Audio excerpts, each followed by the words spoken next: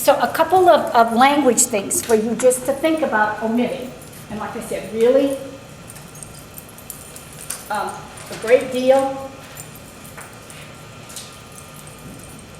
very, all of those kinds of things, kind of get rid of those. Get rid of the general and move yourself right to the specific. We don't need a lot of general information. We really want much more of the specific information. And there is nothing quantitative about really, very great deal. Hopefully, we certainly don't want any hopefullys. For one thing, what does hopefully mean? Maybe. What? Maybe. Yeah, maybe. Go back and think about third grade spelling. Did you all take spelling in third grade? All right, so you were doing a unit on prefixes and suffixes and root words. What's the root word? Hope. What's the suffix? Full, right? And now why? Because it's an adverb. What does it mean? What does hopeful mean? Full of hope. So when you write hopefully, you say, full of hope, I will graduate in December. Well, you may be full of hope. I don't think that's what you mean when you write that, right? I mean, we have taken hopefully and we've kind of taken it in an informal conversational context and had it mean something that, it really doesn't mean. Well, take a look at your words, because the words that you write have meaning, and you've got to make sure that the word that you've got there is precisely what you mean. And one of the, I have a handout for you here. One of the hardest, believe me, hardest words to use is the word and. And is not used because you're saying you need to know this and you need to know this. So, and has got meaning. It means there's something coordinate, there's something parallel, you're adding on to something, right? You can't just take any two ideas and join them with an and. The same thing is true with but. But has meaning. When you use it in a sentence, it's suggesting the opposite of what you just said. You can't just stick it in there. So these transitional words quite often are very problematic because you're not thinking about what they're actually saying. So what I have here is, this is a handout of transitions. And in part I'm giving you this to give you some variety. Guess which transitions you all use the most? Which ones are they? Oh, I didn't count them. See, I teach English, I can't count. Right, which ones do you use the most? Likewise? What? Nor.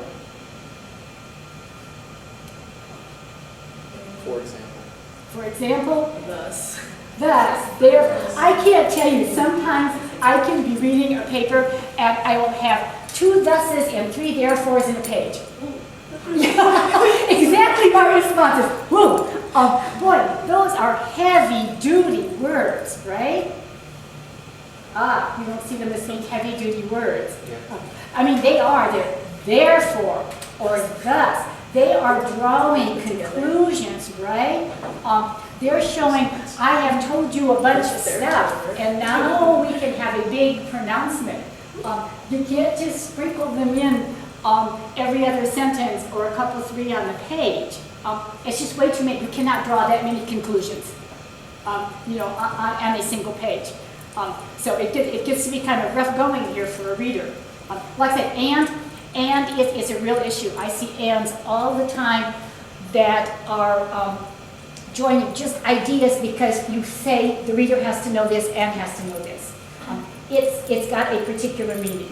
So, I mean, that's what this list does. It just gives you what the definitions of the words are to kind of help you see what you can use instead of thus, therefore, and.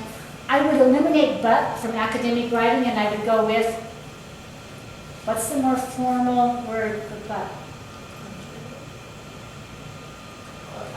However, yeah, however, yeah. However is the one, yeah, it's probably the one we use more.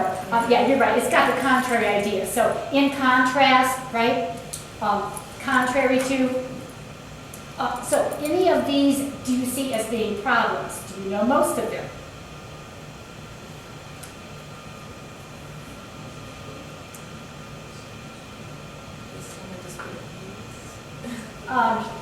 Remember, like in an alternative in addition, there's a difference between moreover and further. Further suggests that you've extended something, right? Moreover has got a very different meaning. It means more than, right? It's much more additive on top of, where further is adding extended out. Right? I mean, they've got, you can't just stick, because it's an alternative or an addition, you can't just stick these in. They've got to, you know, they've got a meaning there, and there's a connotation behind them. In addition is by far more formal than also and to. Quite often, rather than saying, putting it also in there, start the sentence with in addition, because it's just much more formal and academic. Likewise is tricky, you know, because again, likewise, take a look at what that word means. You can't just stick it in there because you think it's cute. I mean, we all have our little favorite words, right? And for us, they carry a lot of meaning, but you've got to remember, for an outside audience, they might not. I had a student once who kept wanting to use accordingly. Every other sentence would start with accordingly, and finally it was like maybe 2 or 3 on a page. Every once in a while, I let him use one in the entire document, because accordingly is a tough word to use. You know, it has to have the meaning that fits with it, and it's also unusual. How often do you read accordingly? The more unusual the word, right, the fewer times you can use it in a document, because pretty soon it's going to stand out. When the reader hears it too many times, they're going to say, what's this person thinking of? You know, keep using hence all of the time, because we just don't see hence that often either, right?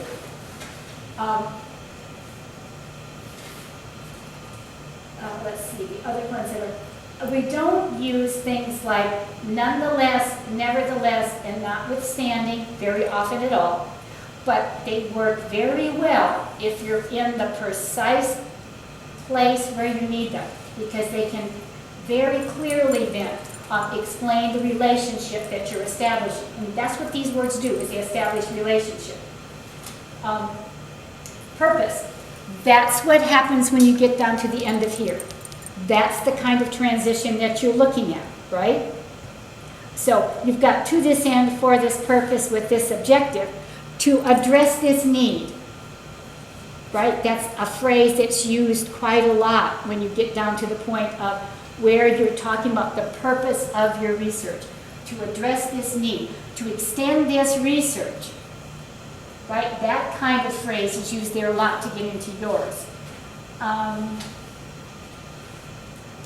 Thereupon, under resultant cause, we don't use thereupon very often. When it comes to summary, the only one in there that I would say would be in summary. To sum up, boy, is that informal.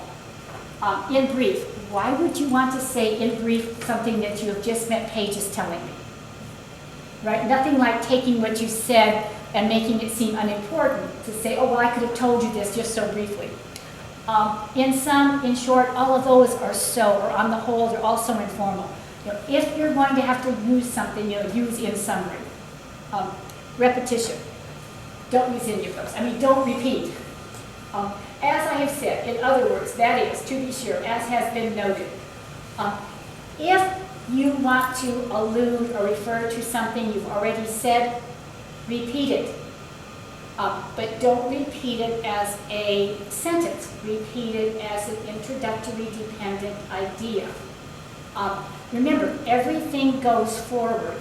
And as soon as you said, as I said in the preceding section, you're going backwards, right? Remind me, say, because blah, blah, blah, this, right? And the because blah, blah, blah, or while the blah, blah, blah, or in contrast to the blah, blah, blah. You're pulling in the idea and reminding me. It's very difficult on the reader for you to say, as I said on page 3. Well, what on page 3 are you talking about? And it's even worse when you start referring to graphic aids. You get into your discussion and sometimes you say, as seen in table 3, this. Well, what in the world was in table 3? I have to go back and look at table 3. Would you all do that? No. If you won't, neither will your reader. We're all lazy. I told you, we're self-absorbed, egotistical, and we're lazy. If you won't do this, don't make your reader do it. Don't expect your reader to. So repeat what's in table 3. You know, as this result, right? I can remember probably that it was in one of those tables back there, but table 3, when you've got 20, that's not going to be any help at all. For example, for instance, in any event, we probably don't use in any event. Instance, be a little careful with that because, again, instant has got the idea of time connected with it. So it's got a little bit of that connotation where, for example, is a little broader. I don't think I would say to tell the truth because it sounds like you would lie. That, again, is a little informal, right? Meanwhile, at length, soon, after a few days, most of the time, your time references are going to be much more specific. You probably aren't going to say when you're conducting research after a few days, can I replicate your study? Right? I mean, what's a few days? It's like saying you wrote a few pieces of, a few documents in your technical writing class. I love to write. A few documents to me is 20. You hate to write a few is 10, right? I mean, things like a few, short, some are all so vague that you're not telling the reader anything. Qualification, even though, or although. These are the mechanical transitions. And by mechanical, I mean you're actually inserting a word to force and wrench the idea between sentences or between paragraphs. You're better off if you can do it more subtly. You're better off, you all know what coherence is, right? It's sticking together. That means where one sentence ends, the next sentence picks up. Where one paragraph ends, the next paragraph picks up. Where one section ends, the next section picks up. Where one chapter ends, the next chapter picks up. That's coherence. None of these things, sentences, paragraphs, sections, chapters, exist in and of themselves alone. They're all connected. And if you can connect them much more subtly, it just reads better than if you're wrenching them together with a screw and a bolt and a transitional word. So where one sentence ends, if you can pick up the next sentence, not repeat the idea, but pick up from there and move forward, it's a much more subtle, smooth transition. Pronouns help. What you've referred to as a noun in one sentence and you pick it up as a pronoun in the next, that's a transition. This, that, these, those, they work very well too. You know, we conducted A, B, C, D tests. These tests indicate, rather than repeating all of the names again, the these tests gives you the coherence and it's much more subtle, right? So those are ways of moving from one idea, to the next, rather than putting a mechanical word in there to do it. Okay, so this was kind of like your first introductory writing thing. You and I are going to see each other again. We're going to do something with definition next, I believe. Because when I say a lot to people, define what you mean. And when I use that, what I'm defining, is I mean it much broader than a dictionary definition. So we're going to talk about ways of defining, because quite often that's essentially what you're doing. You're defining your research, you're defining your methodology, you're defining various concepts and ideas. So just to give you some strategies for doing that, And then we're going to move on to actually getting you to write things. So, I mean, I'm available for any help at any time, piece of this. And sometimes, like I said, this was all very generic. Sometimes it's easier to do it when you're actually looking at your own writing and figuring out what needs to happen. So, I mean, that's part of what my role is being a tutor or a mentor. So feel free to contact me, and we can set up an appointment that's convenient for both of us. For the most part, I'm here all day, every day. And I think now we're going to have lunch, right? Okay, so I look forward to our next getting together, whether it's formal in here all at once or just individual. Like I said, let me know what